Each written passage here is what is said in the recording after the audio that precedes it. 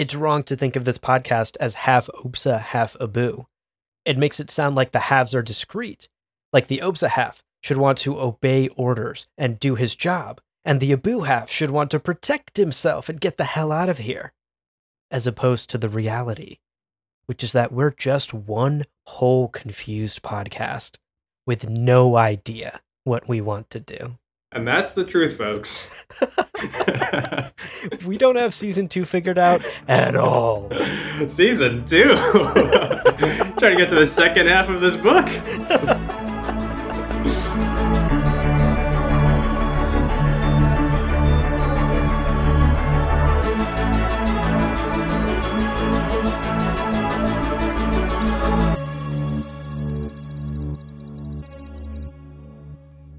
Welcome back to Science Fiction Book Club, a podcast for bookworms and stargazers. In every episode, we dive into the pages of our favorite science fiction novels to break down the big ideas, ask the nerdy questions, and maybe, just maybe, learn a little bit about ourselves along the way. I'm your host, Opsa, and with me, as always, is the one and only Abu. You're not discrete other half of this podcast. That's right. A continuous whole. That's right. We are the continuum. We are indeed. And we are back today, Opsa, to finish this book. That's right. And to round out the first season of the show. Oh my God. Have we done a full season? We've done a complete season, 3 whole books, a dozen episodes, bonus episodes sprinkled in there. Yeah, a couple short stories as well. A couple short stories. Yeah. It's been a really incredible season. We're going to take a bit of a break after this, and then we'll be diving back into 3 new books for season 2, which we will announce shortly. But today, we're finishing All Systems Red, baby. That's right. We do want to start with a bit of a note. We got an email from a listener about the first episode we did on All Systems Red, where we covered chapters 1 through 4. And very kind email. The listener did have some feedback for us, which we are going to take to heart today.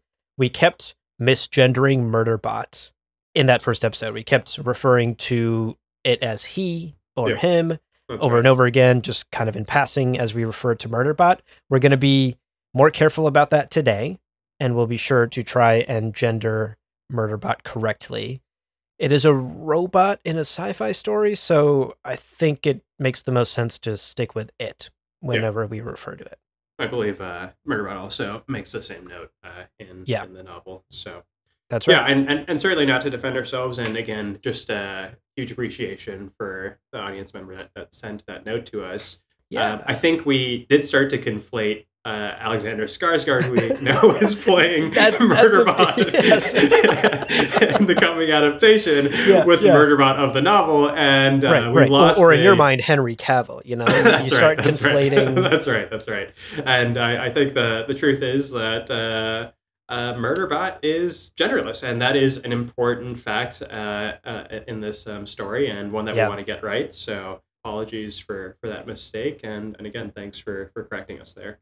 For sure. Appreciate it so much. Okay, continuing on with our housekeeping. As always, a quick spoiler warning up top, folks. Chapters 5 through 8. If you haven't done the reading today, go do that first, and then come back and listen to the episode. Make sure you've read the entire book. We will be spoiling all of it. And as always, we encourage you to read along with us and share your thoughts. Email us at sci-fi-bookclubpod@loreparty.com and join the Patreon at that same handle, patreon.com/sci-fi-bookclubpod. We've got free reading guides, discussion questions, all the bonus clips and bloopers you could hope for on that Patreon. And you will, of course, find our Discord, where we like to keep the nerdy sci-fi discussions going with the fellow readers in our community. That's right. And something else you'll find on that Patreon for at least a couple more weeks is our poll for what books you'd be interested in hearing for season 2. As we said earlier in the show, we are planning season 2, figuring things out, and we want to hear from you. This is a book club after all. So go check out that poll on Patreon, cast your vote, and help us decide what books we should be covering next season. That's right. And of course, all those links are in the show notes, so go ahead and check those out. And you'll find them there. That's right.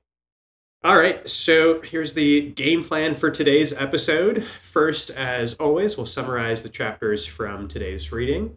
Then we'll share our first impressions, and at this point, no predictions. We'll be doing more of a retrospective look back on the whole novel. That's right. And we'll wrap up after that with our deep dive into the sci-fi analysis. Yes. So with that, let's take a quick break, and we'll jump right into our reading. My dad works in B2B marketing. He came by my school for career day and said he was a big ROAS man. Then he told everyone how much he loved calculating his return on ad spend. My friends still laugh at me to this day. Not everyone gets B2B, but with LinkedIn, you'll be able to reach people who do. Get a $100 credit on your next ad campaign. Go to linkedin.com/results to claim your credit. That's linkedin.com/results. Terms and conditions apply. LinkedIn, the place to be, to be.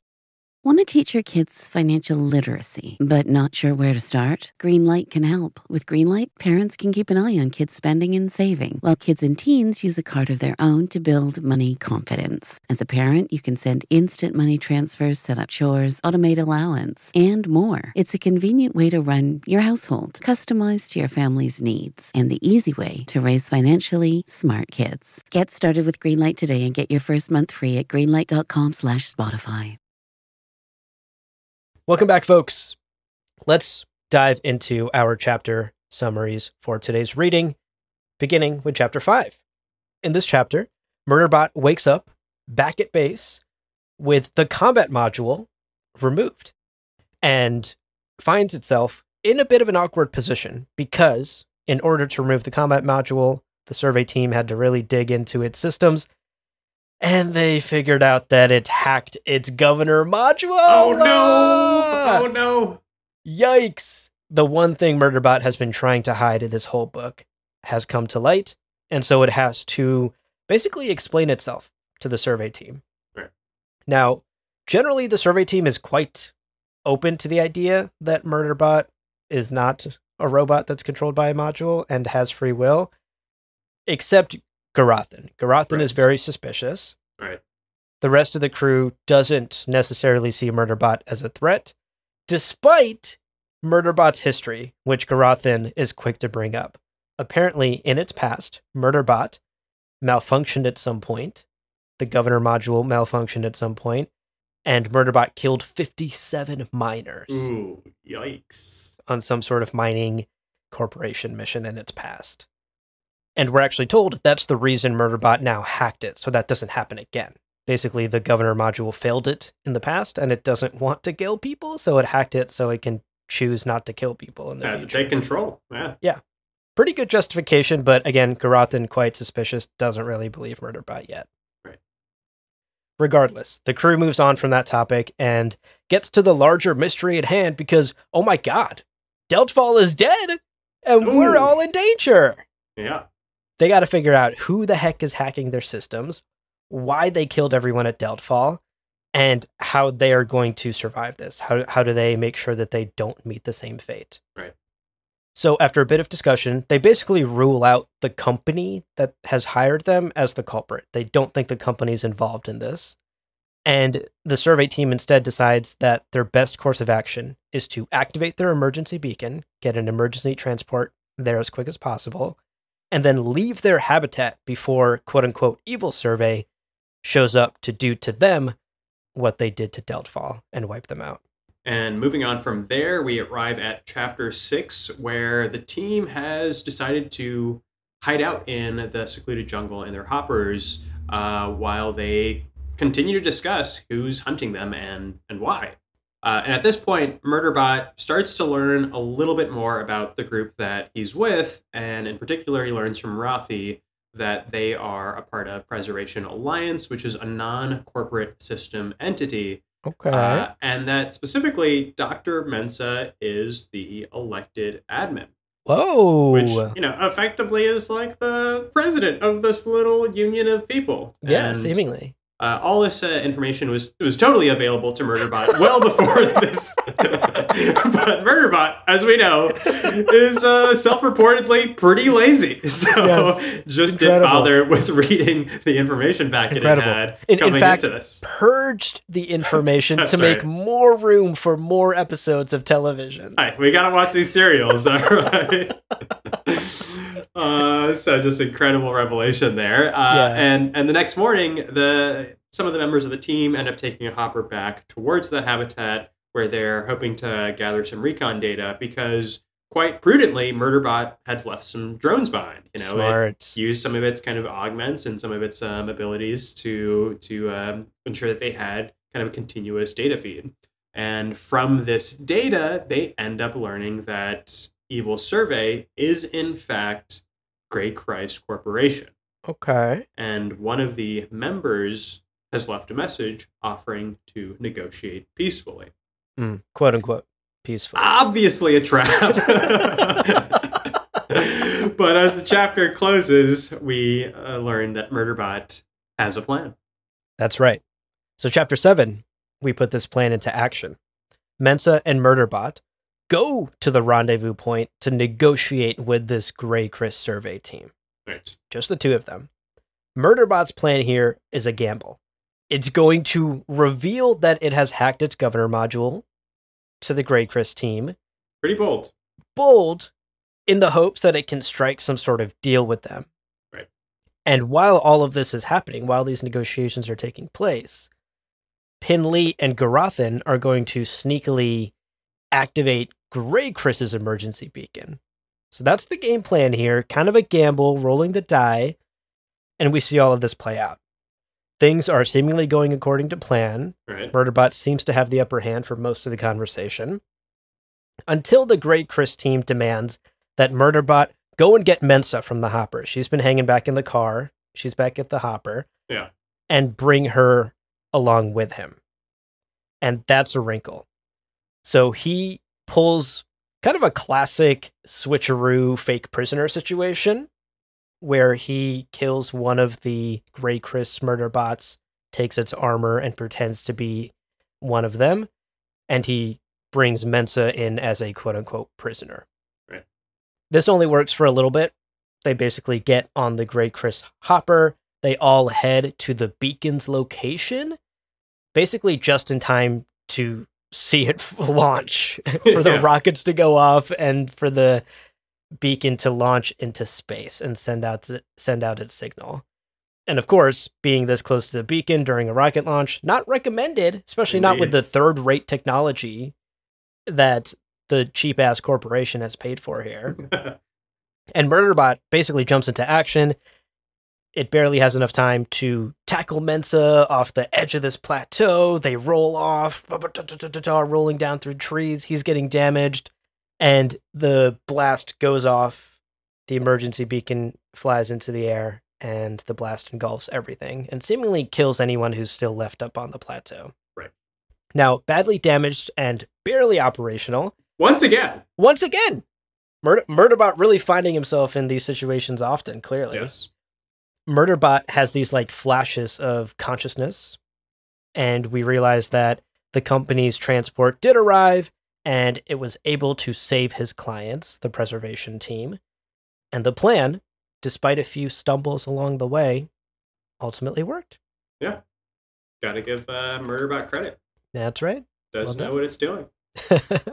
And that takes us to our last chapter of the book, chapter 8, where Murderbot finds itself back on the company station. It's obviously being repaired, and it's surprised because it finds that despite being back at the company station, its governor module is still offline.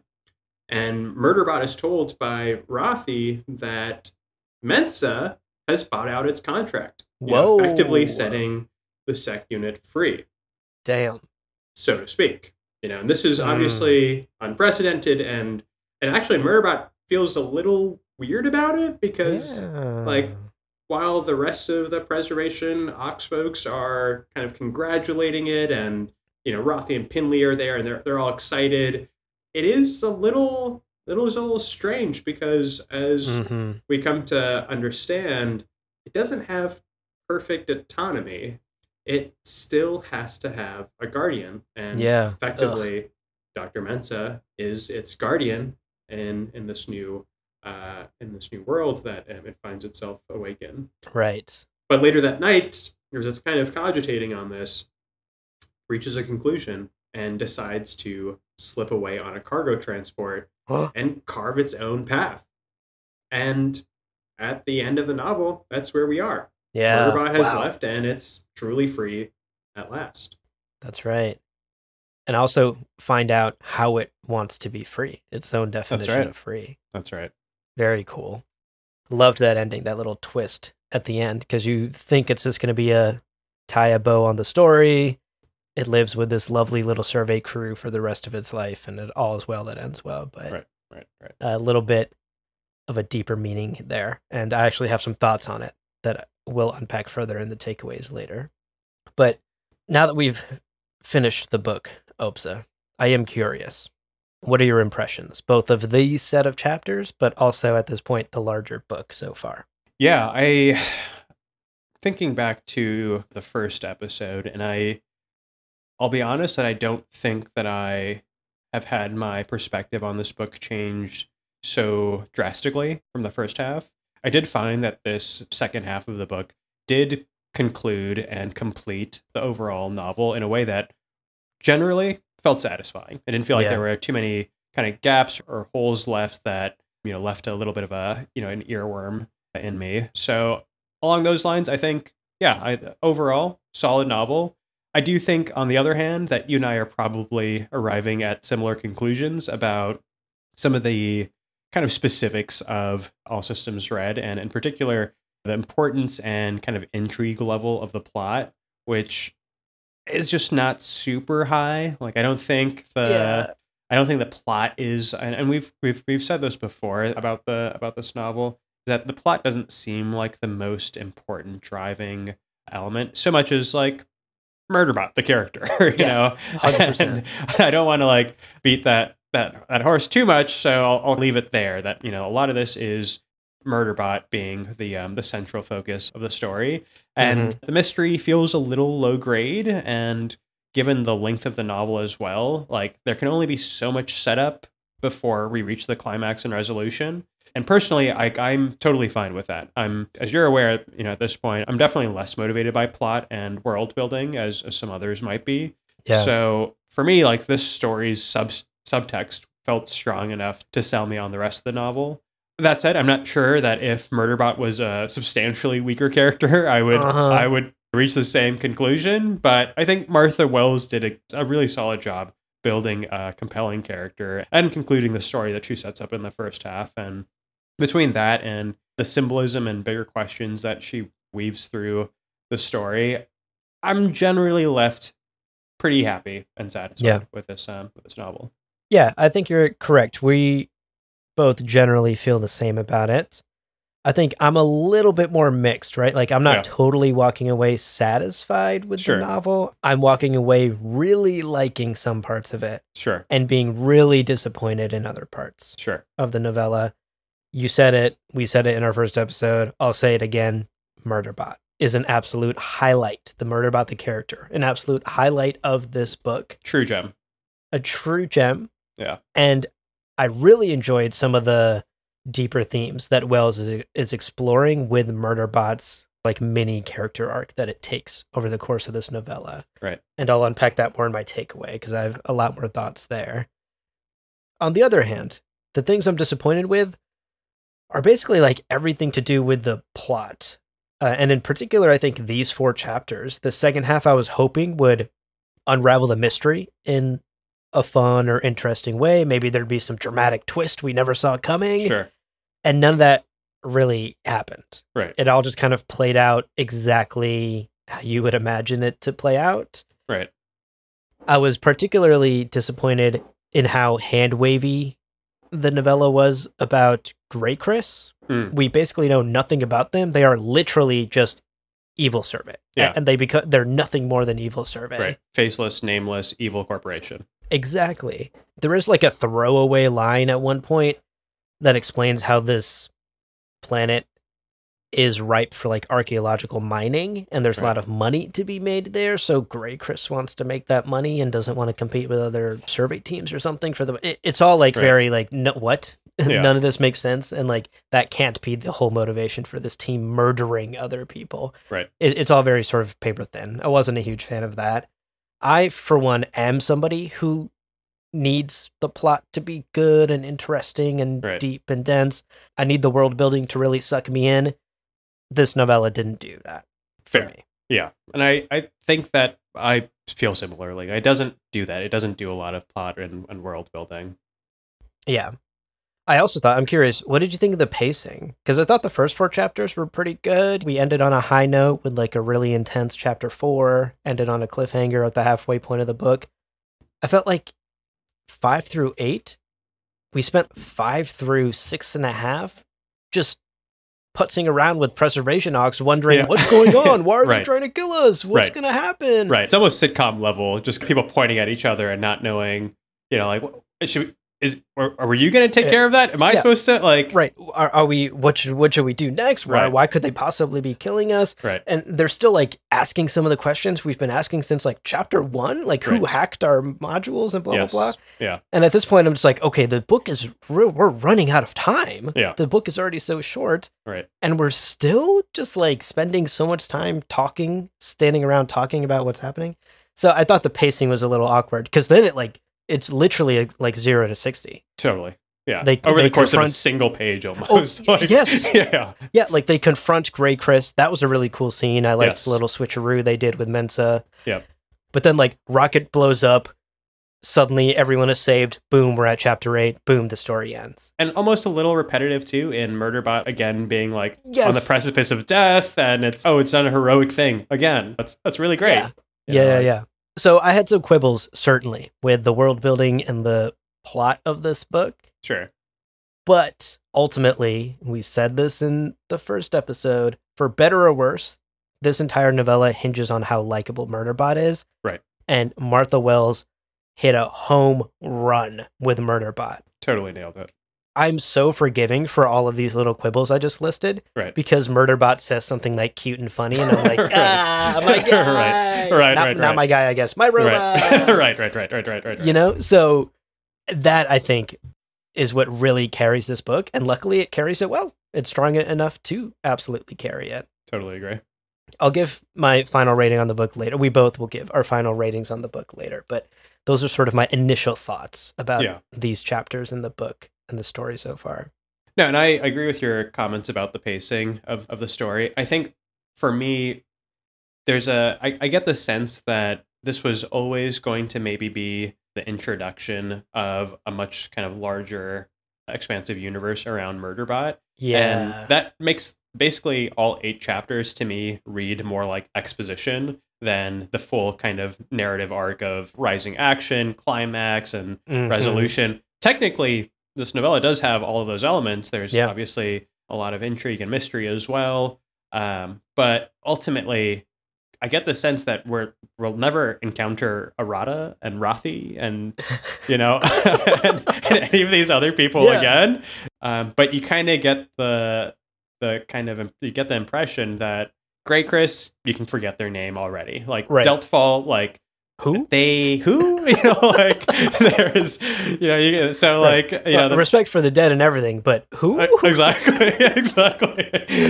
So ultimately that kind of impacts my perception of the tempo and pacing of this novel is ultimately, okay, I got a great introduction to Murderbot with this, like, I don't want to call it a half-baked plot. I feel bad saying that, but with this kind of so-so plot, but we get to meet Murderbot, and now we get to continue on to, books 2, 3, 4, and so on. That's a great observation, Obsa. I really love your reframing of it in that way. Right. If you think of this novella as just like an 8-chapter introductory, like, prologue to the character of Murderbot and kind of getting your toes wet with the world that Martha Wells is building, then you're ready for the subsequent books, which do become full-on books. Right. I like that. I like that a lot. I think that helps me soften some of the edge of my criticism as well. Sure. It certainly makes it, I think, a little bit more redemptive that so much happens, like seemingly happens over the course of a chapter, or in some ways, so little seems to happen over the course of 8 chapters. But if you think of it as kind of exposition for the universe of Murderbot, then maybe it's not so bad. That's true. Okay, well, with our initial impressions and thoughts out of the way, let's take another quick breather. Let's remove our combat modules. And when we're recharged, we'll be back after a short break to get into our deep dive sci-fi analysis and talk about some of our takeaways, talk about some of the big ideas that are at play in this story. That's right. So we'll see you in just a minute. Whoa. Landing an account this big will totally change my landscaping business. It's going to mean hiring more guys and more equipment and new trucks for the new guys to drive the new equipment in. I don't know if I'm ready. You can do this, and Ford Pro FinSimple can help. Our experts are ready to make growing pains less painful for your business with flexible financing solutions that meet the needs of your business today when you need them. Get started at fordpro.com/financing. Ryan Reynolds here for, I guess, my 100th Mint commercial. No, don't. I mean, honestly, when I started this, I thought I only have to do like 4 of these. I mean, it's unlimited premium wireless for $15 a month. How are there still people paying 2 or 3 times that much? I'm sorry, I shouldn't be victim blaming here. Give it a try at mintmobile.com/save. Whenever you're ready. $45 upfront payment equivalent to $15 per month. New customers on first 3-month plan only. Taxes and fees extra. Speed slower above 40 gigabytes. See details.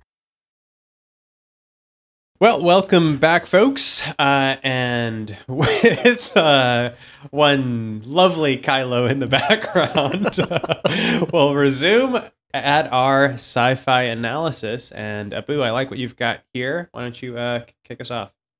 Sure. So for my takeaway, I wanted to take some time to unpack together Mensa as a character, and more specifically, some of the themes that are at play here. Yeah. Because I think Mensa has some genuine but misguided kindness toward Murderbot throughout this story. And I kind of want to explore what that perhaps says about the ideas of allyship or the ideas of freedom. Right. So, to be clear up front, I do want to say I think Mensa, and in fact, the rest of Preservation Ox's crew, the whole crew, their hearts are in the right place. They are kind to Murderbot. Right. They are understanding. They are open to hearing its thoughts. They treat it well, clearly, because we get hints that Murderbot's previous clients have treated it like literally like a tool, and not like a being that walks around and thinks and perhaps even has feelings. Right.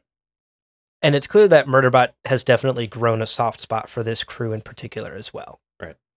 There's a couple of quotes I wanted to share that really illustrate this. Mensa, for example, makes it clear what she thinks about Murderbot. And Murderbot's reaction is actually really cute, but also really telling. Quote, "It would be better if they could think of you as a person who is trying to help, because that's how I think of you. My insides melted. That's the only way I can describe it." End quote. Aw. Adorable. Really adorable. The robot's insides melted. Its heart Yeah. melted hearing Mensa say that it thinks of it as a person. Right. And not as a tool. Yeah.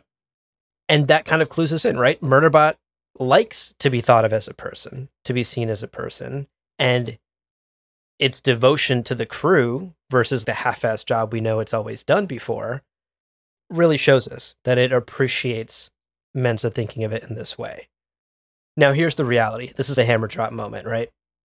Murderbot is still a security unit at the end of the day. And in a society that treats it like a security unit, it can only ever be seen as so human, right? That's sort of the harsh reality of the situation. It lives in a universe that, from what we can infer based on this story, is generally just sort of like robots are like computers. They're just equipment. They're tools. Right. And there's no reason to treat them with any sort of moral code. Sure. Just like my MacBook, right? Like, I don't go around worrying about my MacBook's feelings. Totally not. You could also replace a battery or the RAM or any of the components, Exactly. and you can do the same with Murderbot and the sec units. That's right.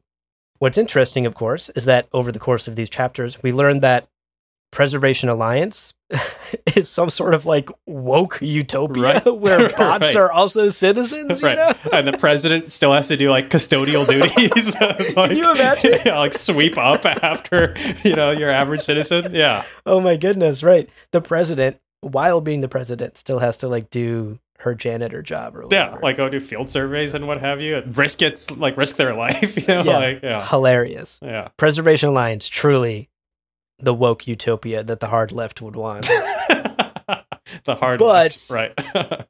There's sort of a harsh reality there too, because it's imperfect. Yeah. Here's what we learned. Quote, bots who are full citizens still have a human or augmented human guardian appointed, usually their employer. I'd seen it on the news feeds and the entertainment feed, where the bots were all happy servants or were secretly in love with their guardians.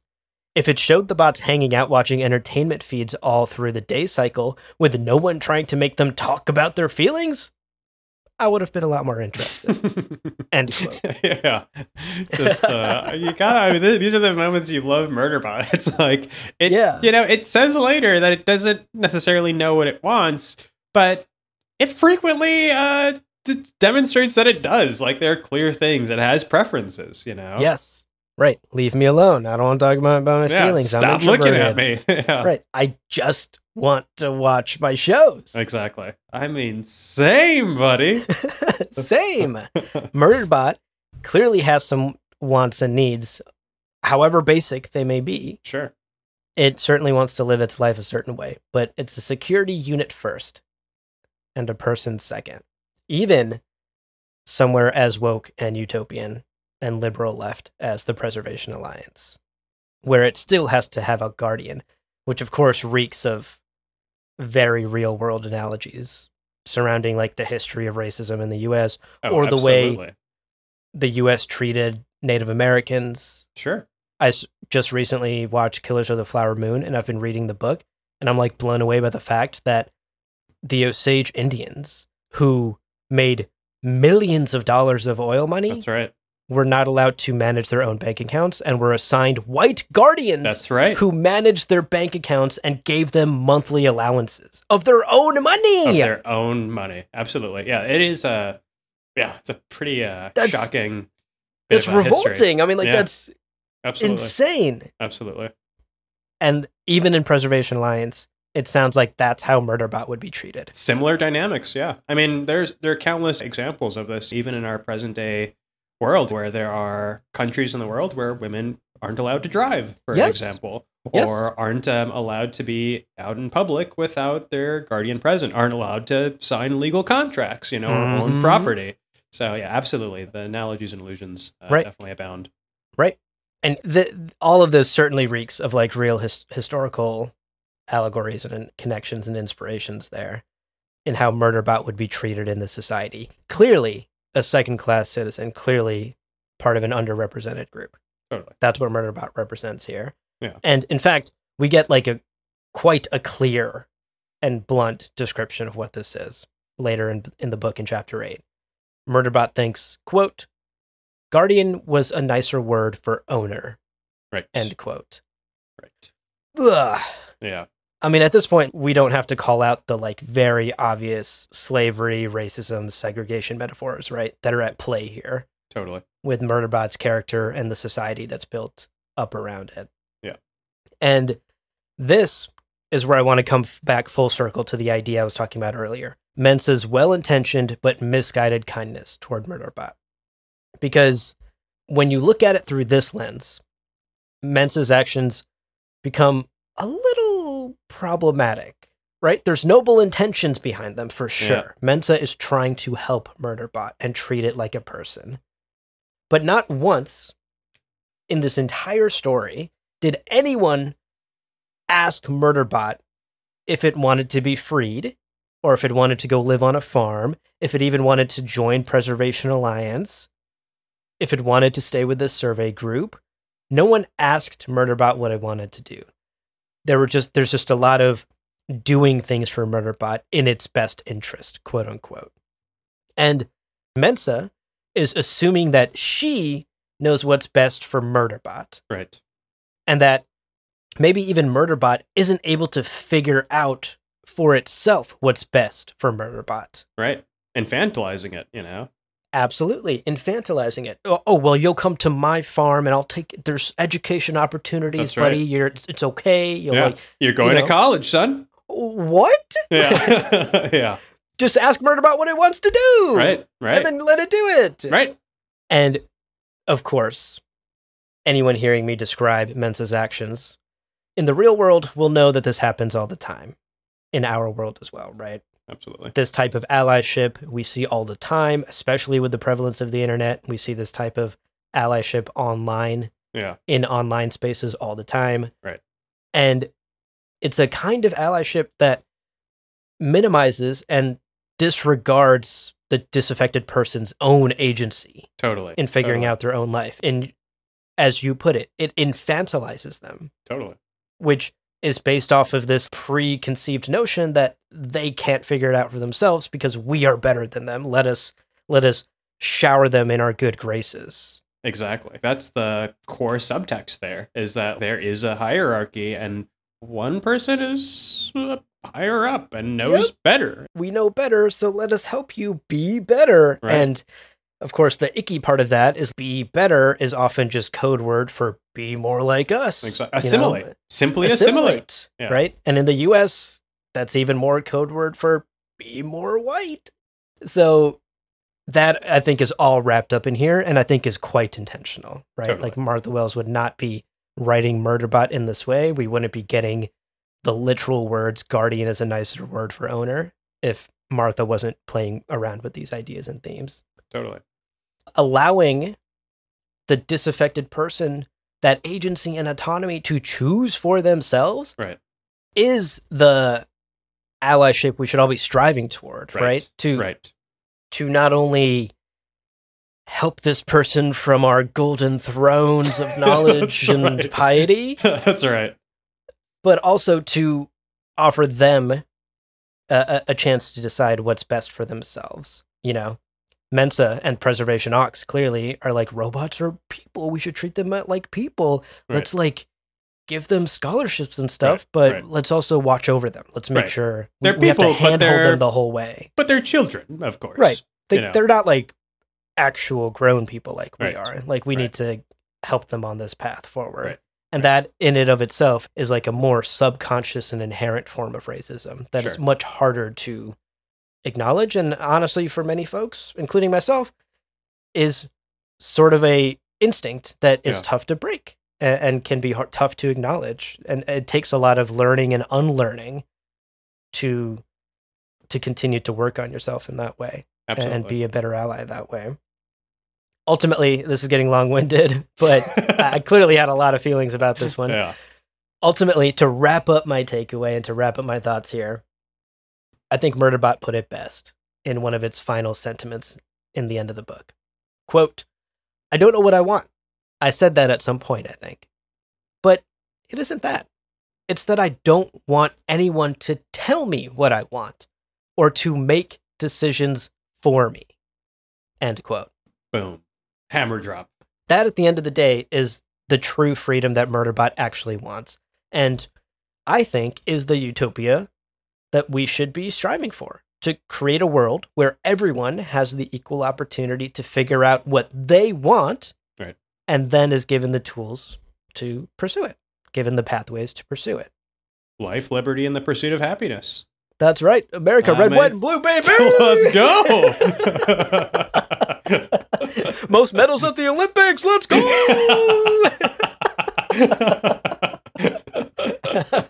I heard also the U.S. has overtaken the cricket. I think we're cleaning up. You know, as a Pakistani, I am ashamed. I'm ashamed what our boys have done on that cricket pitch. Yeah, there's a couple of, from what I understand, rejects and a software engineer have formed the most formidable cricket team on the planet. It's a sore spot. It's a sore spot for Pakistanis. I brought it up with my dad last time I was visiting my parents, and he literally was like, "I don't want to talk about it." Yeah, I was like, "Oh, I don't know if I should bring this up either." Hilarious. Yeah. So that's my takeaway. Those are my thoughts. That's awesome. I really like that takeaway, and I think it actually will dovetail nicely with mine. What I want to unpack is, in particular, the question of Murderbot's sentience, and maybe along some similar lines, the moral implications of that sentience. Yeah. And to begin with, I wanted to explore the history of tests for sentience that we can point to in science fiction and, of course, in the real world as well. So the most famous one that we, of course, have to begin with is the Turing test. I believe we've mentioned this on previous episodes, but in brief, the Turing test basically asks a human evaluator to interact with both a machine and a human. Mm-hmm. And let's say for the sake of this, you're on the other side of a kind of a one-way mirror. You can't see who you're interacting with. Right. All the interactions happen through usually a text-based interface, essentially to prevent any bias. And if the human evaluator cannot reliably say whether they are speaking with a machine or a human, then the machine is said to have passed the Turing test. Yes. So essentially, if you don't know whether you're talking to a human or machine, then can you say that it doesn't have sentience? Can you really argue that it's not autonomous and is capable of independent thought if you yourself couldn't distinguish between a human and a machine? Yeah. That to me has always felt like a baseline, right? That's like a step one of figuring out advanced computations. But of course, like the criticism that comes to mind, again, I'm not trying to one up Alan Turing here, you know, he was brilliant, sure. Yes. But the limitation of that test, of course, is machines are also very good at imitating humanity, and humans are quite dumb at figuring out fact from fiction. Sure. And it's very easy to like dupe a human, right? It's the whole reason why like I'm a Nigerian prince and I need you to send me $1 million. Like it works. Right. So I definitely have always felt like the Turing test is like the base level. It's the step one of figuring out, is this piece of technology sentient like a human? Right.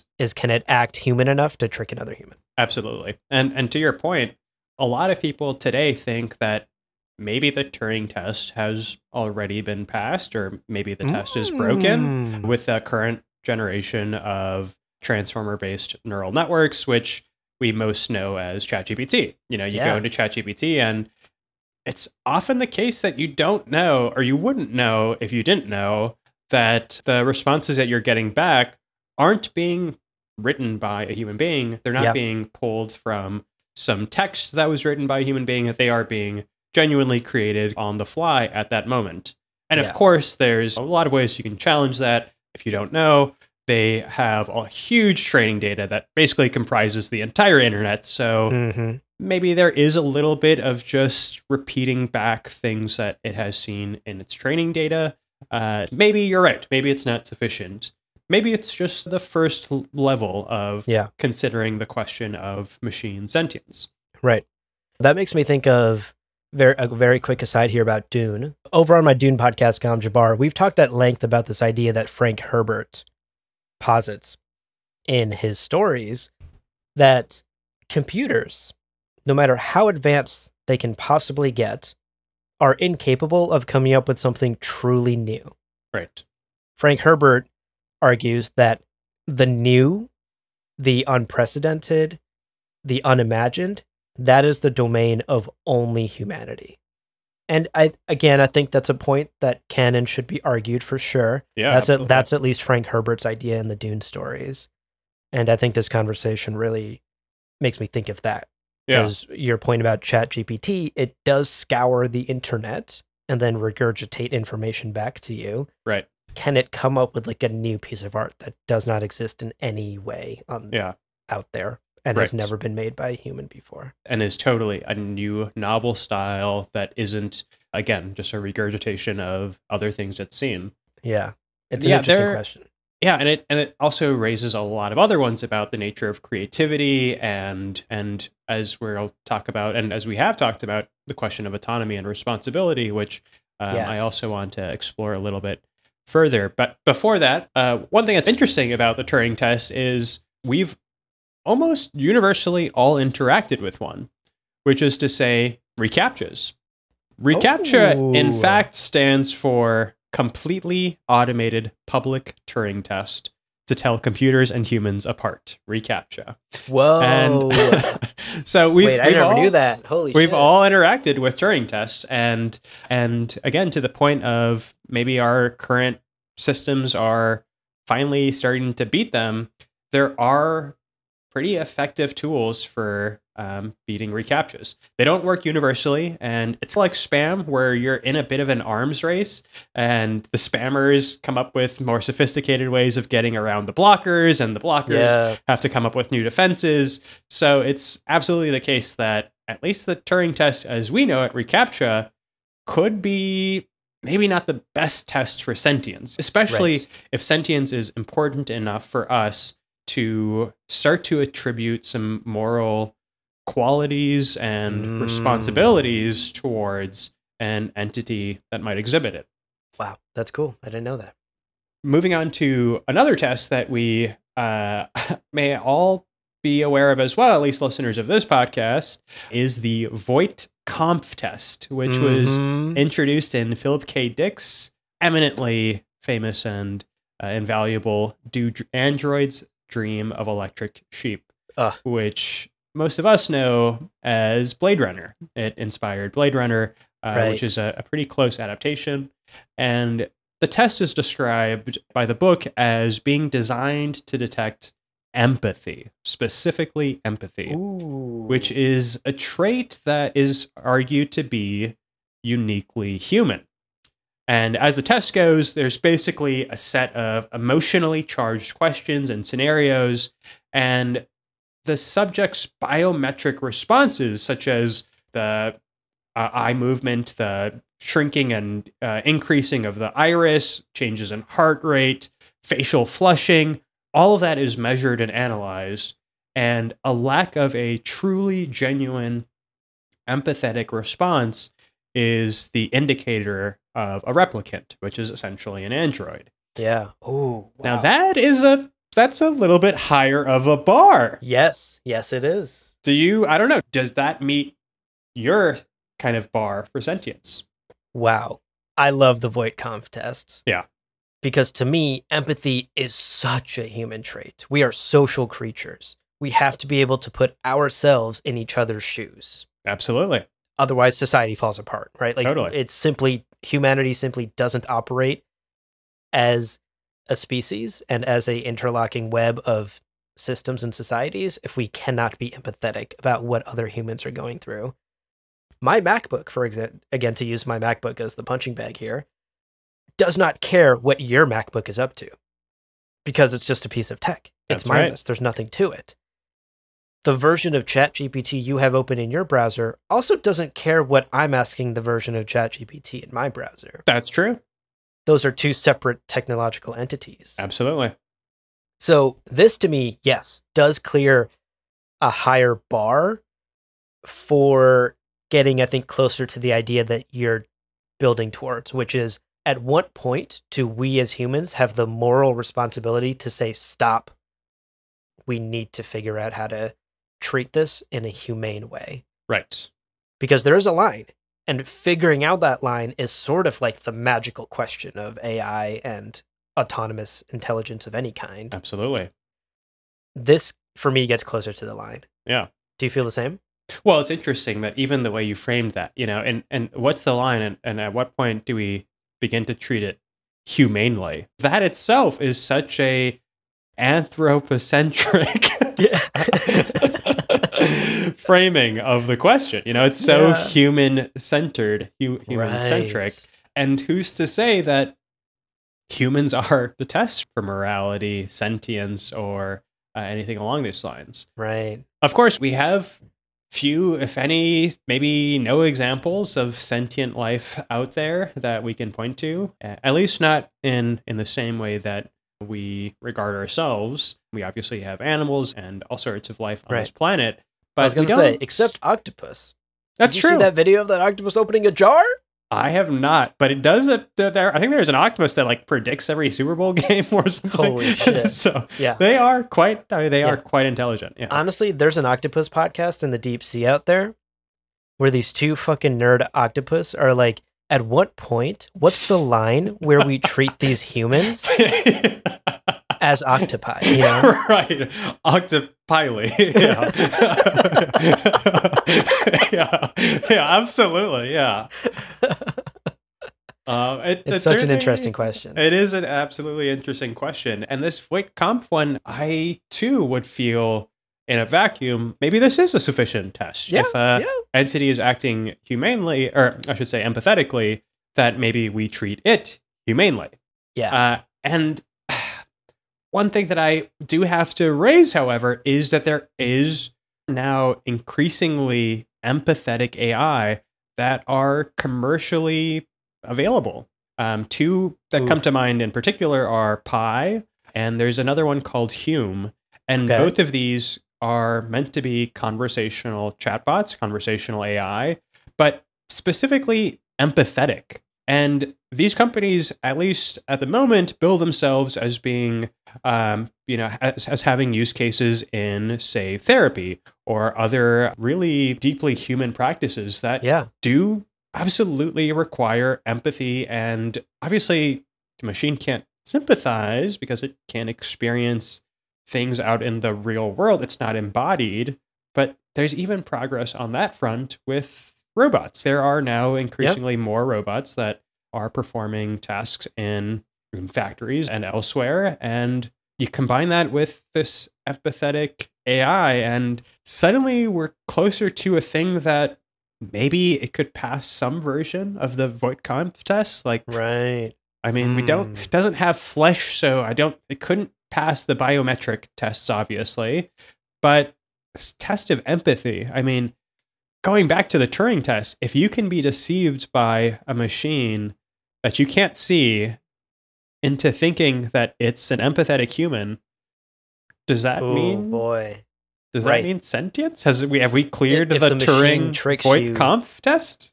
Yeah, if you clear both the Turing test and the Voight-Kampff test, is that the line where we have to say, okay, now we have to treat this? Right. We need some sort of moral code in how we treat this thing. Right. Now, there is a little bit of a question of, are these really objective enough tests? To some extent, they both require a human evaluator to determine, have I been deceived by this thing? And therefore, there is a bit of subjectivity in both these tests. True. But obviously, this is a challenging question, as we can tell already, like as we're kind of examining these ideas.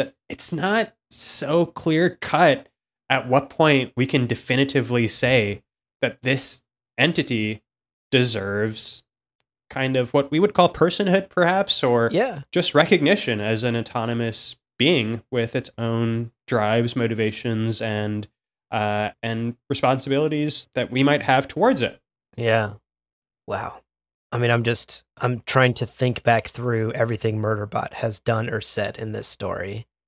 And Murderbot is clearing all of these tests for me.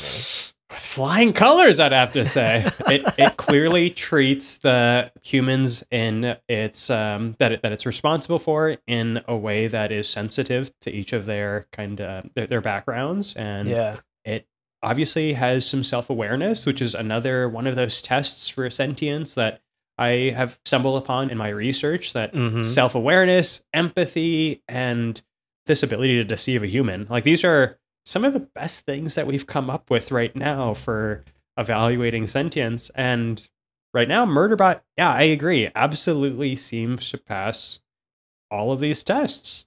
Wow. And that, I think, brings me to my conclusion, which is, given this knowledge that Murderbot seems to pass all of our sentience tests today, what is actually our moral obligation towards it? Like, you, I think, beautifully captured in your takeaway and in your impressions that it seems that Dr. Mensah has missed the mark. And even Preservation Alliance, this really enlightened group, it seems to have missed the mark. And is that because they haven't quite granted Murderbot sentience? Has it not passed a test, some unwritten or written test that they hold? Or is it that we still are we just incapable of accepting that something that is somewhat constructed didn't come into being organically? Do we just have a species-wide bias against imbuing it with this maybe special thing, sentience, like it seems to be special for whatever reason to us, and maybe we just do we feel a need to keep it in the realm of the human, that we just cannot detach it from humanity? Like, it's in our language clearly when in referring to behavior as humane or not humane, but are those two things inextricably linked? This question of sentience and moral autonomy. Wow. You've wrinkled my brain once again with this takeaway, Opsa. I have 1,000 thoughts racing in 1,000 different directions. All of this can feel very sci-fi and far away, but you yourself have brought up multiple examples of how perhaps we've already created technology that is at least good enough to trick the average human into thinking it passes all these tests. Right. There's also just the fact that you brought up creation, like how Murderbot is just like a thing that's created, makes it inhuman, makes it not part of our species. Right. But we are very much on the verge of, like, this sounds derogatory, but like test tube babies, like a world in which like designer babies, and because of technologies like CRISPR, like genetically modified babies, we are very close to a society where even birth is a thing that is created by human hands. It's tampered by human hands. Yeah. Just like we'd create an automobile and decide what tires go on it. Absolutely. Yeah. Genetic engineering is upon us. Human engineering. And so then what happens there? Like, absolutely. Are we less human if we're engineered? Because Murderbot is also engineered. Half of Murderbot is a cloned human. The other half is a robot. That's right. That, again, I think for us as humanity raises a question of where's the line? Sure. Are they still in the fold of humanity? Are people who are quote unquote natural births more human and thus have more rights than a test tube baby or a bot that's only half human, like Murderbot? Yeah. All super interesting questions. Absolutely. It makes me think of this anime Pluto I've been watching on Netflix, which I highly recommend. It's so good. I'm not done with it yet, so no spoilers. Anyone, don't email me what happens. But it's a universe where the robots, who are fully robots, they're not even like partially human. They have like chips that they like insert into their heads. The robots have full rights. The robots are allowed to ask, like, I don't know, go to the robot shop or whatever, and ask for a child robot to be built for them so they can raise a family. Fascinating. I find it so interesting that the anime, treats the robots like totally human. Even the humans in the world treat the robots like totally human. And they've been given like full rights from NATO and everything. Like it's codified laws that robots have the same rights as humans. Right. And like that is so crazy to me. I can't imagine living in a world like that. Yeah. I also just don't think that we're so far away from it, at least potentially. I mean, it is fascinating how some of these ideas that felt so far off not so long ago are increasingly feeling timely and present. And that is, I guess, to conclude my takeaway here, that is something that I absolutely commend Martha Wells in achieving in this novel, is raising these questions, because there's still so many more that we haven't even explored. I mean, to be fair, Murderbot is half bot, but it's also half cloned human. Right, cloned? And Wait a second. Like, interesting. It's like there's so much to unpack even just there. Like, how do you treat clones? Like, oh my God. I mean, that's a don't even get whole can of worms there, you know? Yeah. But between that, I mean, I think these questions they're part of what makes, for me, again, this novel just so intriguing is, it's short. Maybe the plot doesn't necessarily have quite the twists and turns that you might hope for, and we've got one really standout character. But all that said, we still end up with the chance to explore some really big, lofty ideas that aren't just ideas. There are real implications that I think we will encounter in our lifetime. This isn't a generation away. This is, I think, in our generation, we will have to contend with some of these questions. Yeah. In fact, I would argue that it's up to podcasters like us to blaze the trail, to build the moral code. Right. You know, back in the day, it's like Aristotle, Plato, whatever, these philosophers coming up with laws and systems, and humanists and Voltaire. That's right. You and I think. Yes. The Voltaire of our day. the philosophers of today are just two guys on a microphone. Oh, yes. Talking about sci-fi, baby. Two men in Brooklyn. All right, to wrap up then, let's give this book a rating. Yeah. We always like to give these sort of soft, half-serious ratings to the books that we read. And I'm curious where All Systems Red falls for you. Yeah, I'm going to have to go 10-point scale for this one. I need a little more granularity. Okay, getting unconventional. I like it. I got to get a little unconventional. I'm going to give this book, after a good deal of thought and consideration, I'm going to have to go with 6.5. 6.5 hacked governor modules. Hello! And that'll be out of 10. So, all in all, pretty solid book. Pretty solid, yeah. That's a good rating. Yeah. How about you? I'll try and stick to our 5-star system here, but I think we basically fall in the same place because I'm giving this 3 sec units out of a surprise 5 sec units. There were 5? There were 5. Oh, man. So, yeah, I think it falls squarely above average, but nothing spectacular. Good, not great, 3 out of 5. I had a good time. I'd recommend it to other sci-fi fans. It's such a quick read. Literally, you can blow through it in an afternoon. Right. At the beach, and that's all you need to do. Yeah. I think for a lot of folks, it will, like you stated earlier, be the introduction to a really fun series. I myself am interested in finding out where Murderbot's adventures go in future books. Yeah. I don't have so much more to add to that, besides noting that it is just an entertaining novel. And I think that's maybe my final kind of remarks on the story, is that this is entertainment, and you get more than just entertainment out of this. But if you go into this with the mindset that I get to have a nice, quick beach read, then you'll enjoy it. And if you expect too much more than that, then you might be a little disappointed. But ultimately, I think we're both excited to see where this story continues. We obviously are thrilled that there is an adaptation coming out of this. Yes, can't wait. I think maybe in that medium especially, like a lot of things that might not fall or hit as hard in novel form will have a lot more room and screen time to breathe. So I agree. Absolutely grateful to Martha Wells for producing this book, because it's a fun read. I mean, there's more to come, I hope. I hope so too.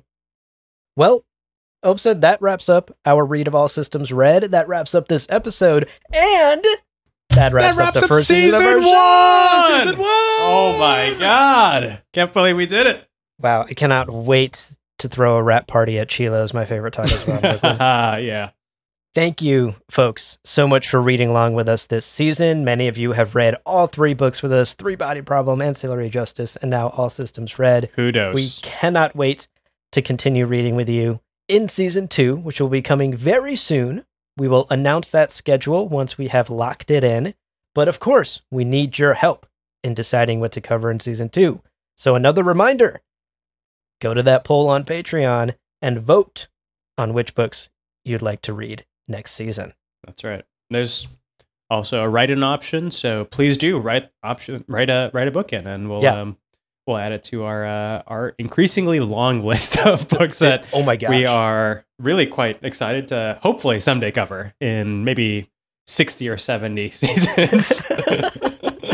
It turns out there's a lot of sci-fi out there. It's a long list. It's a long list. Well, friends, we don't know what we would do on a farm. Clean the house? It sounds way more boring than podcasting. So help us keep this show running by leaving us a review on Apple Podcasts and Spotify. And be sure to check out the other shows on the Lore Party Podcast Network on loreparty.com. You can also follow us on Twitter and Instagram at lore_party. Thank you so much for listening, and remember, we hate having emotions about reality. We'd rather have them about sci-fi, baby. Sci-fi! That's right.